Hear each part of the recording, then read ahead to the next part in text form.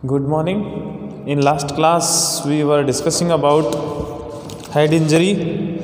Head injury क्या है, इसकी ईटियोलॉजी क्या हो सकती है, इसके बारे में अपने चर्चा की थी। पैथोफिजियोलॉजी किस प्रकार से हो सकती है और इसके जो टाइप्स थे उनमें से कुछ टाइप्स के बारे में अपने लास्ट क्लास में चर्चा की थी। ठीक है, उसी के कंटिन्यूशन में अपन पढ़ेंगे आगे। ठीक है, तो नेक्स्ट टाइप्स के बारे में अगर अपन बात करें तो एक तो होगी ओपन ब्रेन इंजरी। ठीक है, कुछ कॉमन टाइप्स आएंगे।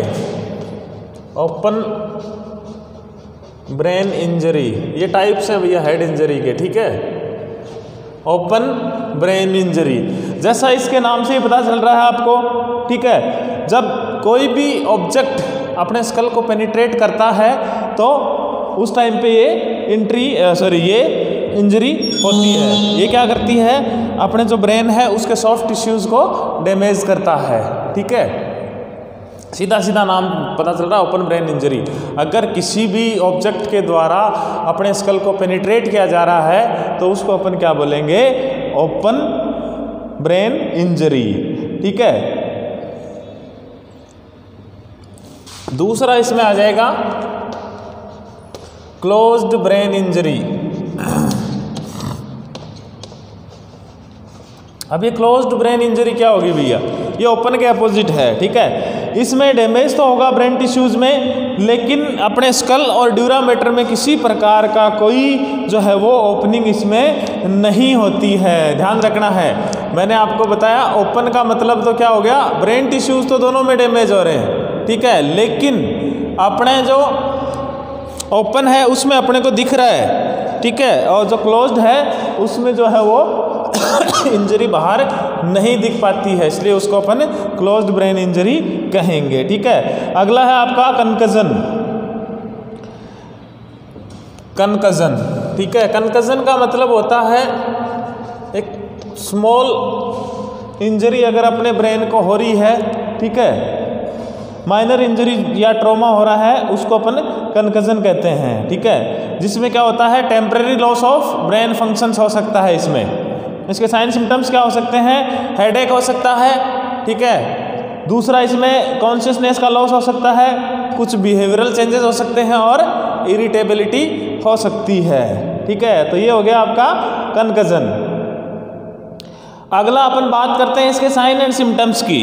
तो इसके क्या क्या साइन एंड सिम्टम्स जो है वो हेड इंजरी के अपने पास आ सकते हैं, कौन कौन से साइन एंड सिम्टम्स जो है वो उत्पन्न होते हैं। जैसा मैंने अभी आपको बताया, पहला सिम्टम अगर अपन बात करें तो क्या होगा, अपन यहाँ पे सारे टाइप्स की बात कर रहे हैं। अगर मैं आपको बात करूं तो इसमें क्या होगा पहला इसमें हेडेक हो जाएगा। ठीक है, दूसरा इसमें क्या हो जाएगा,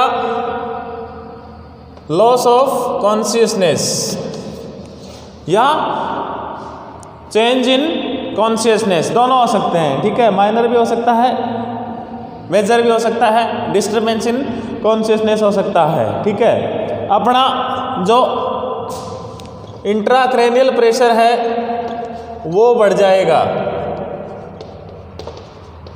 पेशेंट में भी disoriented to time, place and person.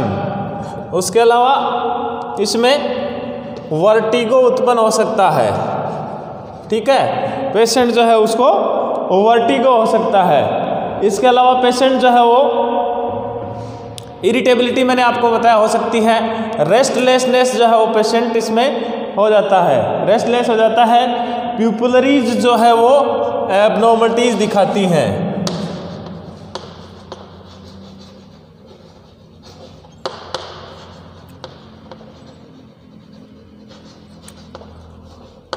प्यूपिलरीज जो है वो एब्नॉर्मलिटी दिखाती हैं। इसके अलावा नोजिया हो सकता है, वॉमिटिंग हो सकता है पेशेंट को। ठीक है, इसके अलावा कुछ जैसे आपका बीपी बढ़ सकता है, इसमें बीपी कम भी हो सकता है। ठीक है, पल्स रेट बढ़ सकती है, पल्स रेट कम भी हो सकती है, जिसको अपन हाइपोटेंशन बोलेंगे, ब्रेडिकार्डिया, टेकिकार्डिया बोल सकते हैं, ठीक है। आपका जो स्लीप पैटर्न है वो इसमें अल्टर हो जाएगा। उसके अलावा जो आपका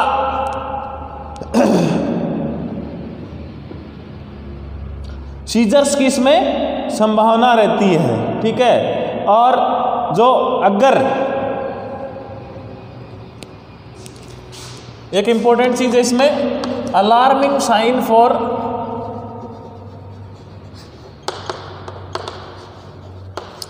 हेड इंजरी। अगर आपका CSF ड्रेन हो रहा है थ्रू ईयर एंड नोज, जैसा अभी अपन ने चर्चा की थी कि भैया ओपन भी हो सकता है, क्लोज्ड भी हो सकता है। तो क्लोज्ड में, ओपन में तो आपको पता चल रहा है कि स्कल में पेनिट्रेशन हो रहा है, तो साफ साफ पता चल रहा है ब्रेन ट्रॉमा हो गया। अगर सपोज अपने को क्लोज्ड है, उसका पता नहीं चल रहा है भैया हाँ ब्रेन का ट्रॉमा हुआ कि नहीं हुआ, तो उसका अलार्मिंग साइन ये है। अगर CSF अपने ईयर और नोज से ड्रेन हो रहा है तो डेफिनेटली जो है वो पेशेंट को क्या है, हेड ट्रॉमा है। अब इसके लिए इन्वेस्टिगेशन क्या कर सकते हैं अपन, मुख्य जो इसके इन्वेस्टिगेशन है वो आप complete health history and physical examination तो इसमें करोगे ही करोगे, ठीक है। उसके अलावा आप इसमें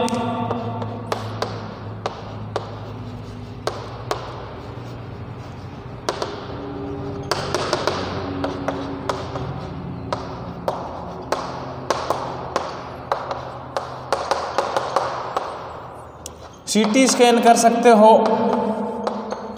MRI कर सकते हो, इसमें EEG इलेक्ट्रोइंसेफेलोग्राफी आप इसमें कर सकते हो, ठीक है। जो अपना स्काल्प है उसका आप एक्सरे कर सकते हो फ्रैक्चर के लिए, ठीक है। उसके अलावा आप इसमें कंप्लीट ब्लड एग्जामिनेशन और न्यूरोलॉजिकल एग्जामिनेशन भी आप कर सकते हो।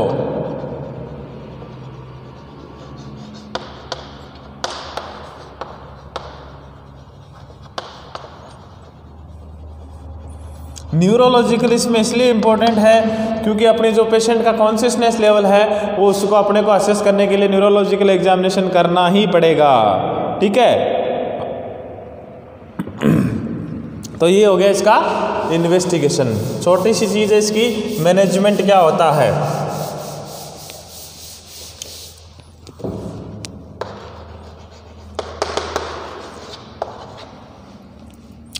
अगर बात करें आप माइनर हेड इंजरी की, तो माइनर हेड इंजरी में अपन क्या करते हैं, इसमें आइस अप्लाई करते हैं, ठीक है। माइनर हेड इंजरी में आइस अप्लाई करते हैं, लेकिन ध्यान रखना है अपने को जो है वो डायरेक्टली आइस अप्लाई नहीं करना है। आइस को एक कपड़े में पैक करके फिर उसको अप्लाई करना है, ठीक है। जो आइस है उसको अपने को ज़्यादा देर तक अप्लाई नहीं करना है, 20 से 30 मिनट तक ही आप अप्लाई कर सकते हो, 20 to 30 मिनट्स। लेकिन उसको आप 4 to 5 आवरली रिपीट ज़रूर कर सकते हो आप इसको, ठीक है। 4 to 5 आवरली इसको आप रिपीट कर सकते हो, ठीक है। तो ये हो गया आपका इसके बारे में। अगला इसमें क्या हो सकता है, अगर मेजर हेड इंजरी हुई है तो पेशेंट को आपको डेफिनेटली जो है वो वेंटिलेटर सपोर्ट देना ही पड़ेगा।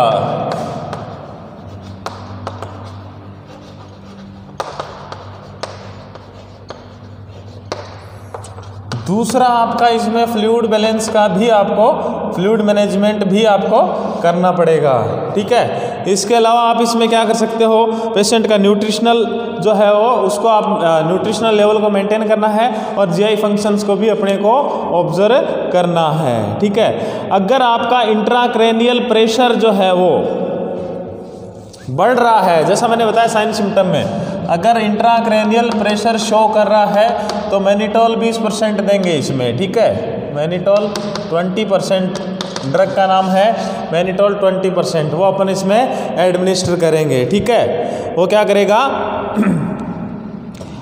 हेड जो है उसको अपन क्या करेंगे, एलिवेटेड करेंगे, पेशेंट को कंप्लीट बेड रेस्ट के लिए बोलेंगे, ठीक है। इसके अलावा आप इसमें डोपामिन भी दे सकते हो, ठीक है, डोपामिन भी आप इसमें एडमिनिस्टर कर सकते हो। इसके अलावा ग्लूकोकॉर्टिकॉइड्स और डेक्सामेथासोन भी आप इसमें दे सकते हो।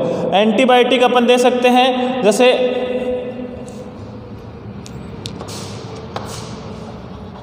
एमॉक्स हो गया या जेंटामाइसिन हो गया, ये अपन इसमें दे सकते हैं। ब्रॉड स्पेक्ट्रम एंटीबायोटिक्स आप इसमें दे सकते हो, ताकि अपन फर्दर जो है इन्फेक्शन उसको अपन रोक सकें या प्रिवेंट कर सकें, ठीक है। इसके अलावा एंटी एपिलेप्टिक, जैसा मैंने बताया सीजर्स भी अकर हो सकते हैं, तो सीजर वाला ट्रीटमेंट क्या होता है, फेनिटोइन। फेनिटोइन आप इसमें एंटी एपिलेप्टिक ड्रग के रूप में दे सकते हो। इसके अलावा पेशेंट का पेन एंड एंजाइटी मैनेजमेंट कर सकते हो। वेंटिलेटर पे आपने पेशेंट को रखा है, ठीक है, तो ये उसी के अकॉर्डिंग आपका मैनेजमेंट होगा, ठीक है। हेड इंजरी का क्वेश्चन आता है भाई। हेड इंजरी सीधी सिंपल भाषा में है, इसकी डेफिनेशन लिखनी है, इसकी इटियोलॉजी लिखनी है, टाइप्स आपको जितने याद रहते हैं उतना लिखना है, पैथोफिजियोलॉजी लिखनी है, साइन एंड सिम्टम्स लिखने हैं, इन्वेस्टिगेशन लिखने हैं और मैनेजमेंट लिखना है। अब नर्सिंग मैनेजमेंट की अगर अपन बात करें तो इसमें क्या करेंगे सबसे पहले मैंने आपको बताया नर्सिंग मैनेजमेंट में क्या करेंगे, पेशेंट को असेस करेंगे अपन, ठीक है, उसका वाइटल साइंस जो है वो चेक करेंगे, ठीक है, उसका न्यूरोलॉजिकल एग्जामिनेशन अपन करेंगे, उसका एयरवे जो है वो अपन मेंटेन रखेंगे, ठीक है। उसके अलावा जो उसकी न्यूट्रिशनल सपोर्ट है या न्यूट्रिशनल जो नीड्स हैं उनको अपन पूरा करेंगे, फ्लूइड बैलेंस को अपन जो मेंटेन करेंगे। उसके अलावा उसकी इनपुट आउटपुट जो है वो अपन मेंटेन करेंगे। उसके अलावा बॉडी टेम्परेचर है उसका अपन रेगुलरली क्या करेंगे, असेस करेंगे और स्लीपिंग पैटर्न है उसको इम्प्रूव करवाने के लिए करेंगे, ठीक है। अब अपन डायग्नोसिस की बात करें इसमें, तो पहला डायग्नोसिस में आ जाएगा इनइफेक्टिव गैस एक्सचेंज, ठीक है, ineffective airway, ineffective airway related to gas exchange disturbed due to head injury और ट्रॉमा। जो गैस एक्सचेंज डिस्टर्बेंस हो जाएगा हेड ट्रॉमा के कारण, उसके कारण क्या होगा, आपका जो ब्रीदिंग पैटर्न है वो भी इनइफेक्टिव हो जाएगा, इनइफेक्टिव एयरवे क्लीनेस हो जाएगा, ठीक है। दूसरा आप इसमें क्या कर सकते हो, डेफिसिट या altered nutritional level, altered nutritional level related to, nutritional level किससे होगा, related to less intake of diet due to head injury, ठीक है। अगला इसमें क्या आ जाएगा आपका, disturbed thought process related to head trauma, thought process जो है वो अल्टर हो जाएगी पेशेंट की, ठीक है, लेवल ऑफ कॉन्शियसनेस जो है वो डिक्रीज हो रहा है। इसके अलावा इसमें क्या हो जाएगा, risk for injury, risk for injury इसलिए हो जाता है इसमें क्योंकि पेशेंट जो है उसको सीजर्स आ रहे हैं, इसलिए पेशेंट जो है वो रिस्क फॉर इंजरी हो जाता है। इसके अलावा anxiety related to head trauma and its treatment. तो ये हो गए आपके नर्सिंग डायग्नोसिस। इसी के साथ जो है वो अपना हेड इंजरी का टॉपिक जो है वो ख़त्म होता है। नेक्स्ट जो है वो नेक्स्ट टॉपिक के साथ मिलेंगे। Thank you.